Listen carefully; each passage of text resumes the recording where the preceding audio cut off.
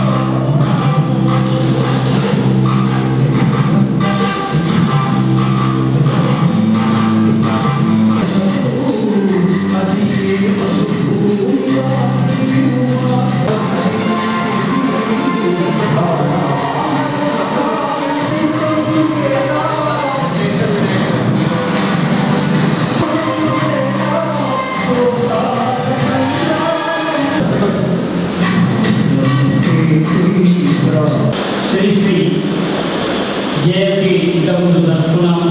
ఎప్పుడు శ్రీశ్రీ 42వ వర్ధంతి సందర్భంగా మనము శ్రీశ్రీని ఒకసారి జ్ఞాపకం చేసుకుంటూ వారి జీవిత చరిత్రను ఒకసారి మననం చేసుకుంటూ ఈరోజు మన నిజామాబాద్ జిల్లాలో ఈ శ్రీశ్రీ వర్ధంతిని మనం జరుపుకుంటున్నాం. ఈ సభకు వర్ధంతి సభకు వచ్చేసిన అందరికీ విప్లవాభినందనలు చెబుతూ మీరు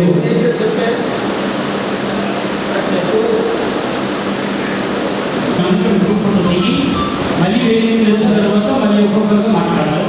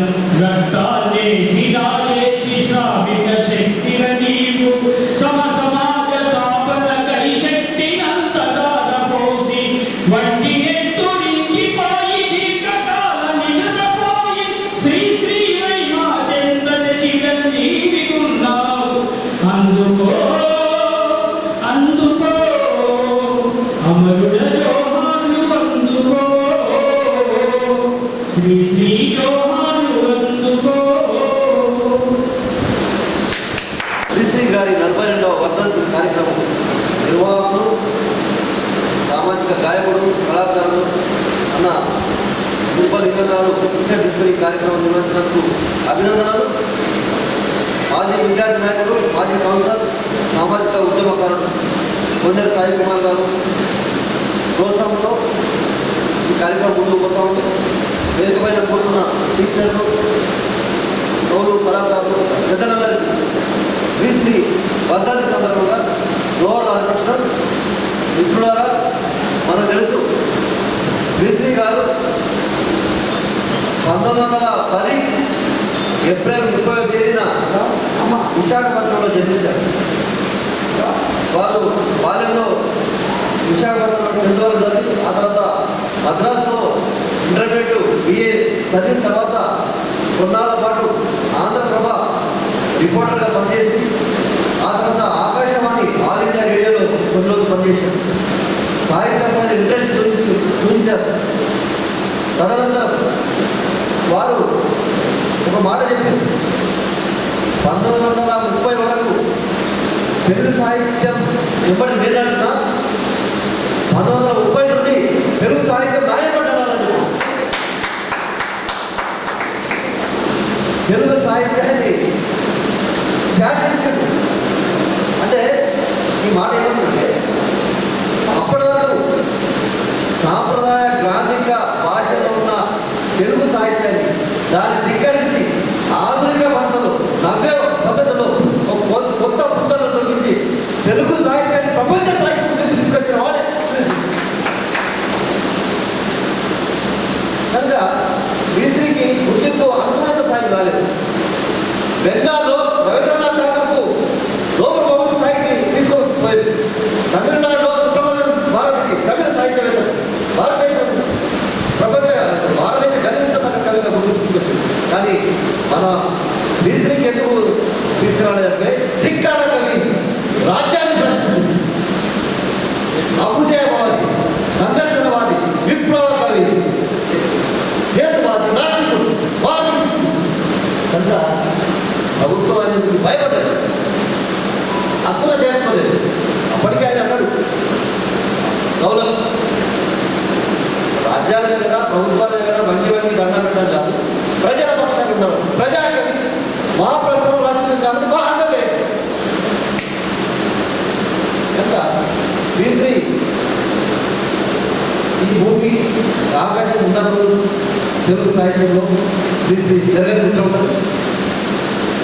వారు మహాప్రస్థానము వస్తున్నాయి జగనంత రథచక్రాలు, ఖడ్గ సృష్టి ఇవన్నీ ఆ రోజుల్లో ఇవి చదవకపోతే విద్యార్థి నాయకుడిగా కనుక అందరూ చదివిన వాళ్ళని, అందరూ విన్న వాళ్ళని, అది ఏ రంగంలో పోయినా ఆ రంగం సఫలీకృతమైంది. సాహిత్యపరంగా, ప్రజల భాష పరంగా, శ్రమజీవుల పట్ల, కార్మికుల పట్ల, కర్షకుల పట్ల వారి బాధలను అర్థం చేసుకుని సగటు మానవుడికి అండగా ఉండాలంటే శ్రీశ్రీ కవిత యొక్క ప్రధాన ఉద్దేశం. శ్రీశ్రీ అనే 2 అక్షరాలు కాదు కవిగా. ఆ తర్వాత విప్లవ కవిగా మారాడు, విప్లవ రచయితల సంఘంగా మారాడు. ప్రభుత్వం నిర్బంధం ప్రవేశపెట్టింది, ఆయన లెక్క చేయడు. సాహిత్యము, గద్యము, వచన కవితము, ప్రజా కవితము కానీ మన మాటల్లో ఉన్నాడు, మన పద్యాలలో ఉన్నాడు, మన పాటలలో ఉన్నాడు, విప్లవోద్యమంలో ఉన్నాడు. ప్రభుత్వంతో ఘర్షణ పడే దాంట్లో దీర్ఘకాలిక పోరాటంలో ఆయన నిజం ఉన్నది. అదే ప్రజల నిజం, అదే మార్పిజం, అదే ప్రజాపక్షం. కనుక శ్రీశ్రీ మరణం లేదు. ఈ కార్యక్రమం నిర్వహించిన పెద్దలందరికీ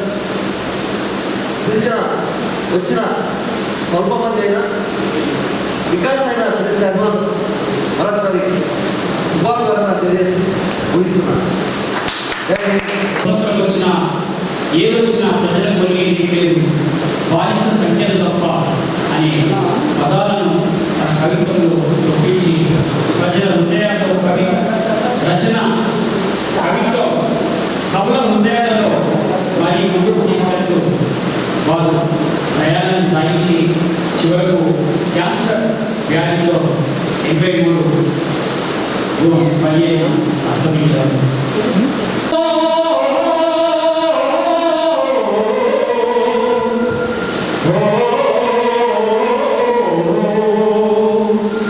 తెలుగు మీద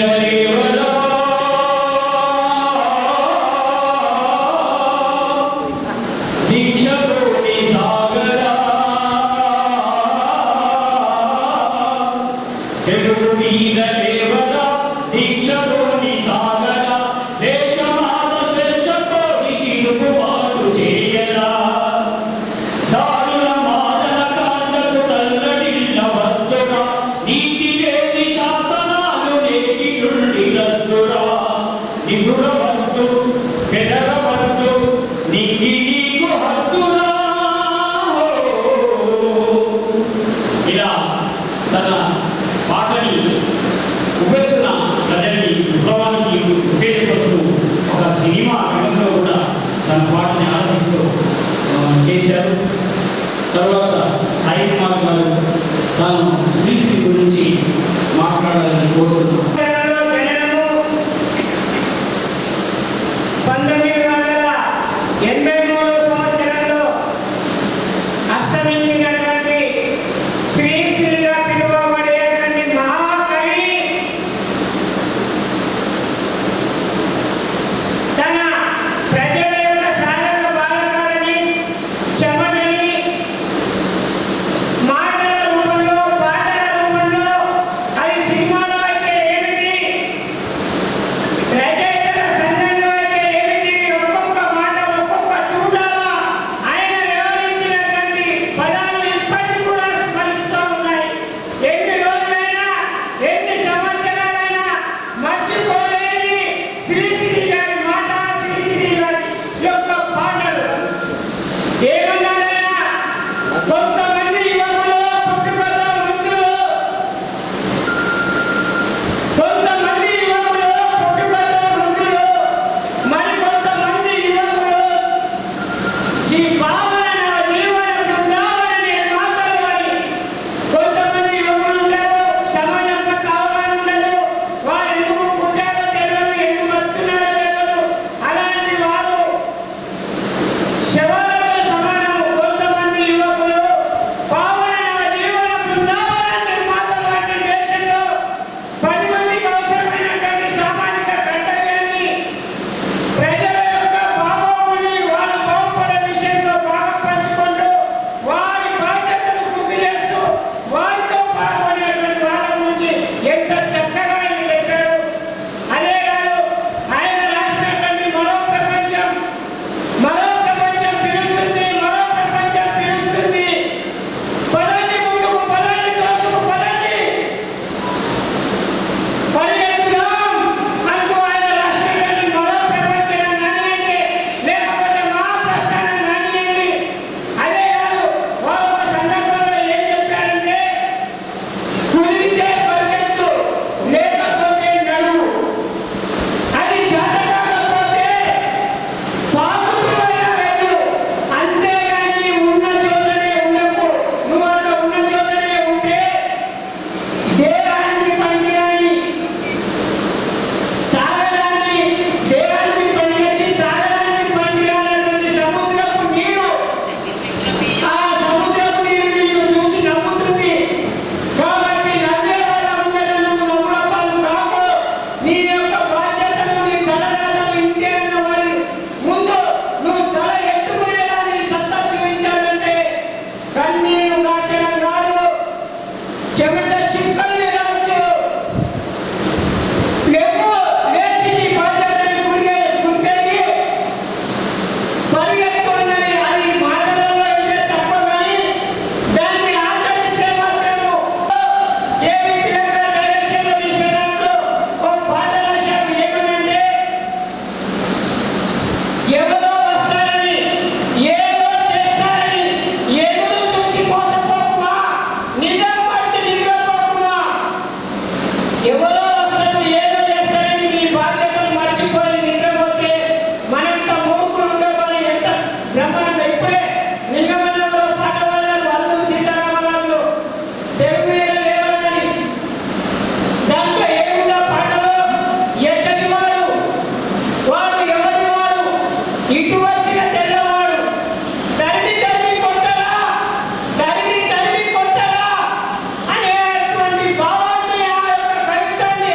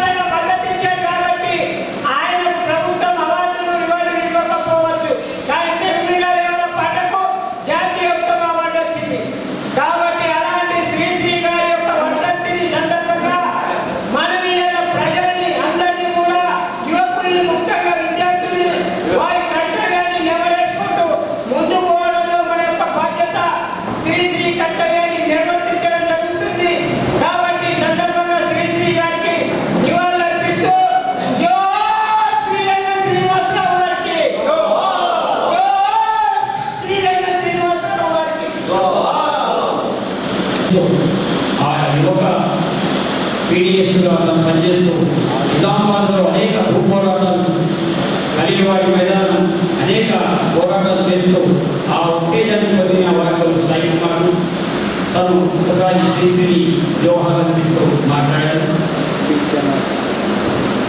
ఎవరో వస్తారని ఏదో చేస్తారని ఎదురు చూసి మోసపోకుమా,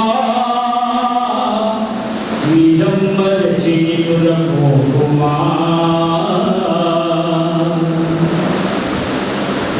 బడులేని పల్లెటూళ్ళలో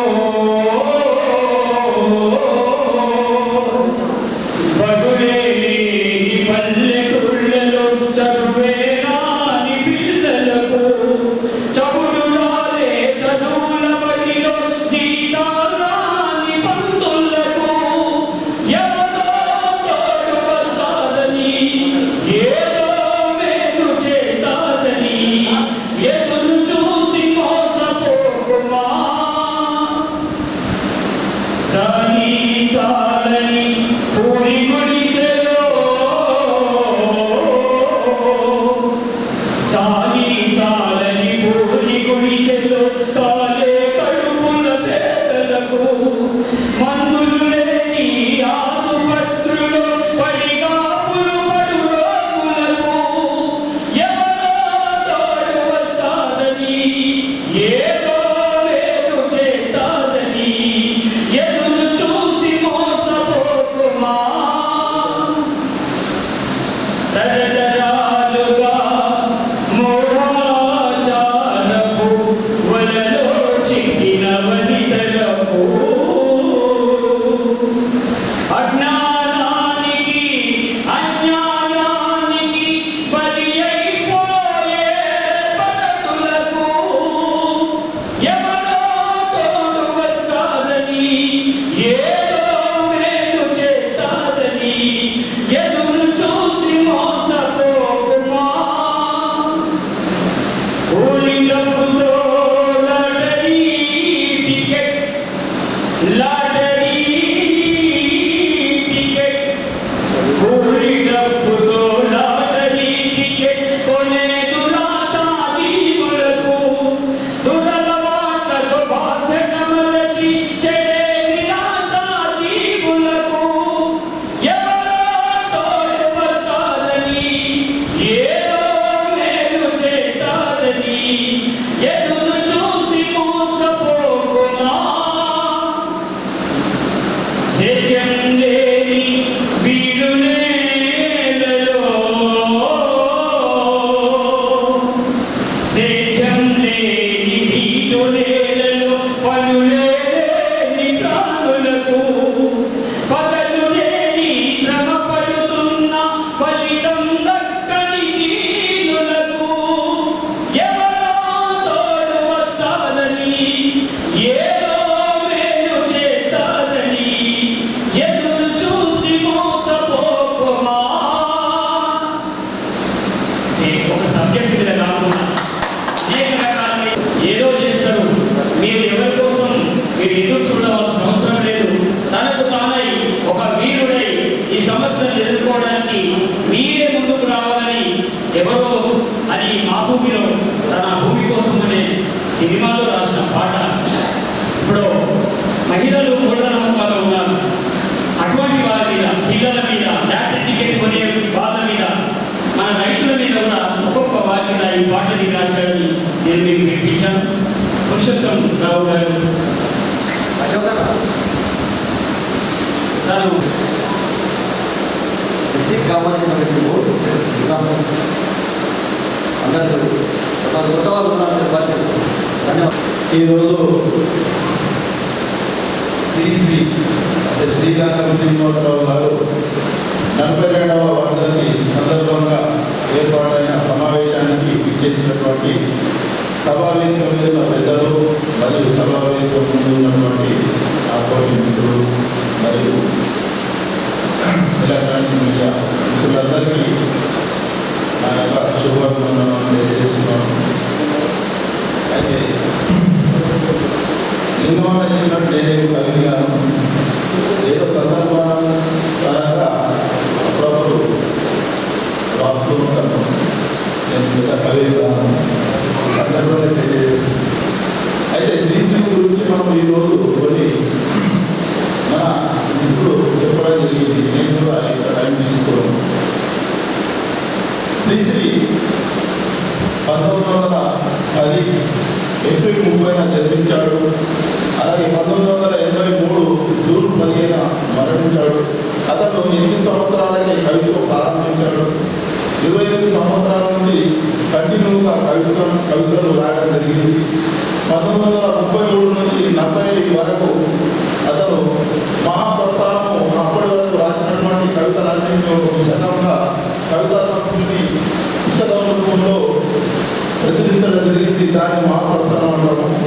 ఇతను రాసినటువంటి రచనలు చాలా గొప్పవి.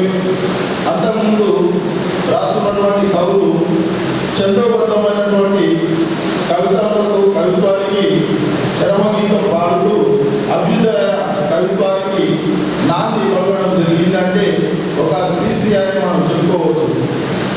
అంతేకాకుండా ఇతను రచించినటువంటి రచనలు రష్యా గర్జించు, మహాప్రస్థానం, జగన్నాథ రథచక్రాలు ఇవి చాలా ప్రజాదర్శన పొందినటువంటి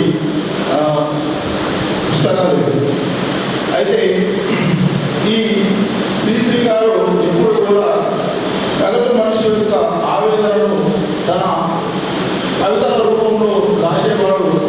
అలాగే ఇతనికి రాజకీయ జీవితం కూడా చాలా ఉంది.